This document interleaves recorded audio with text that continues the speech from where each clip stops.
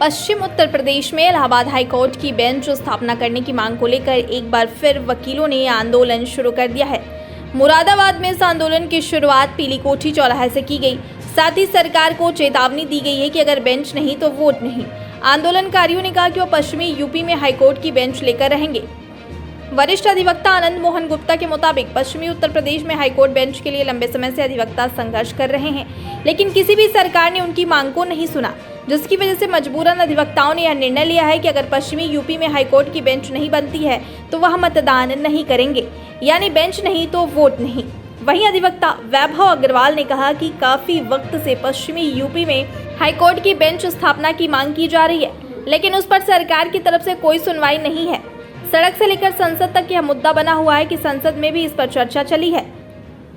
उनके मुताबिक जल्द ही सरकार अधिवक्ताओं की मांगों को मानेगी। उधर पीली कोठी इलाके के आसपास अधिवक्ताओं के विरोध प्रदर्शन की वजह से राहगीरों, बाइक सवारों, चार पहिया वाहन के साथ ही स्कूली बच्चों को रास्ते बंद होने की वजह से काफी दिक्कत का सामना करना पड़ा। थाना सिविल लाइन के महिला थाना के सामने लंबी लंबी लाइनें दिखाई दी। इस दौरान एक एम्बुलेंस भी भीड़ में फंसी रही। बामुश्किल एम्बुलेंस को दूसरे रास्ते से बाहर की तरफ भेजा गया। देखिए, हमारी ये अधिवक्ताओं की बहुत पुरानी, करीब 35 साल पुरानी मांग है कि हाईकोर्ट बेंच जो है वो मुरादाबाद में बन जाए, क्योंकि यहाँ से बहुत दूर होता है इलाहाबाद जाना और यह बहुत परेशानी होती है, न्याय पाने में बहुत विलम्ब होता है। इसलिए हमारी मांग ये है कि इलाहाबाद की बेंच जो है वो मुरादाबाद बन जाए। काफ़ी अरसा से आप लोगों की ये मांग चली आ रही है हाईकोर्ट बेंच की मांग। क्या रीज़न मानते हैं क्यों नहीं हो पा रही है?